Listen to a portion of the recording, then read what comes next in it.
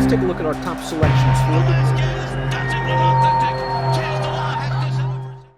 Dan Illman, Mike Beer, race number 11 at Gulfstream Park on Saturday is the co-featured event of the afternoon. Let's throw up the field for the Grade 3 Gulfstream Park Sprint. $100,000 is the purse. The 5, Mischievous Alex, a deserving 6-5 on the morning line. He won the Swale last year. He won the Gotham last year. I think he got the layoff at the right time, Mike, and he came back humming last time out at Gulfstream. Yeah, pretty strong performance off the layoff last time, Dan. He runs anything like that, this field's in pretty big trouble. Let's throw up the Timeform US pace projector for this race. I want to urge everyone to head over to timeformus.com once scratches at Gulfstream Park are made official, because this pace projector is likely to change. The 2 Chivalry is entered at Tampa Bay, expected to go there. The 3 Admiral Lynch entered at Tampa Bay, expected to go there. This pace projector will automatically change after scratches. Winds of change is fast. Mischievous Alex won't be too far away. Yeah, winds of change could certainly make the lead in here, Dan. I mean, Mischievous Alex could make the lead if they wanted to, but he's, proven plenty of times in the past he does not need to be there. Edgemont Road's a rock-solid horse. This guy's won 4 out of his last 6, including this race at Tampa Bay Downs, going 3/4 of a mile in his first start of the year. And I like that Edgemont Road kind of showed a little bit of a new dimension in here. He'd mostly been a speed horse throughout his career, but he showed a willingness to sit off a couple of horses, and he still finishes it off very gamely.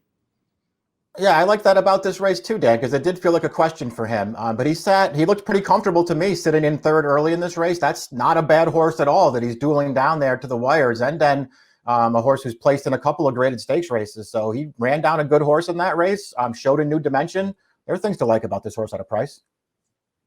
Chivalry and Admiral Lynch, they are expected to run at Tampa Bay. If they do end up going here, I mean, Chivalry has credentials, especially sprinting. The Hooper was likely too tough and too far for him, but he ran second in the Florida Derby last year. Admiral Lynch off the claim for a barn that does very well with newly claimed horses. Yeah, they have huge numbers off the claim. Maybe that'll make a difference for Admiral Lynch. I don't know if either of them will run here, Dan. If they do, I prefer Chivalry.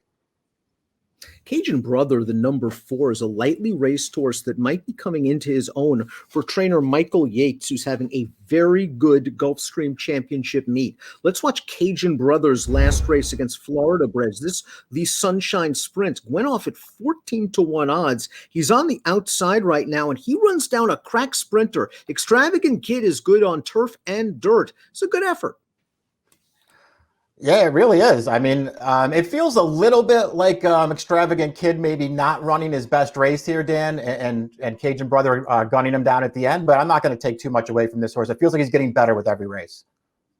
Mischievous Alex was one of the better one-turn 3-year-olds at this time of the year in 2020. And the Stevens and the Allen Jerkins, it didn't work out for him, but I like the layoff. He came back with this performance, and this was exactly what the new connections wanted to see. He sat inside, he got to the 4-path on the turn, and once he set sail for home, he fairly well just inhales this horse on the lead.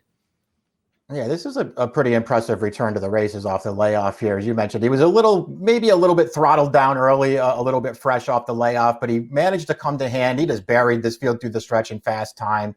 He has the credentials on the go back. He just looks like way the horse to beat in here.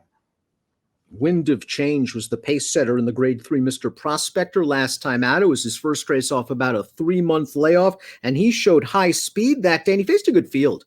I mean, listen, Sleepy Eyes Todd, Forense Fire, Mind Control, those are 3 big names that would be very tough in this race. Yeah, I mean, to be sure. I mean, it feels like he just bumped into a too tough of a field last time, but he ran probably as well as this horse is likely to run. That was a pretty good performance. He has speed. He could make the lead in here, and then we'll see if he can hold off Mischievous Alex. Frosted Grace is a very consistent horse. He's been on the board in 16 of 21 starts, and he got a win last time out on December the 13th, going a non-winners of 2 other than. Let's watch that race from Frosted Grace, a horse that likely would prefer a little bit of hitting up front. We see him splitting horses right now, and he's just going to keep grinding it out for the win over Cajun Brother. Yeah, good trip in this race. He got clear at the right time, and he's just going to sort of forge past Cajun Brother here to get the job done. I thought he ran fine in here. He has run actually pretty well, Dan, in each of his last 4 dirt starts, but he's in trouble here if some of the shorter prices show up with their fast races. Top pick time for the Grade 3 Gulfstream Park Sprint. We both are going with the chalk. I think if Mischievous Alex has the potential to be an important sprinter this year, and maybe this race will help springboard him on his way. I agree with that wholeheartedly, Dan. I'm not betting against this horse. 5214 for Mike, 5617 for me. Grade 3 Gulfstream Park Sprint, one of 2 graded races in South Florida on Saturday. Good luck.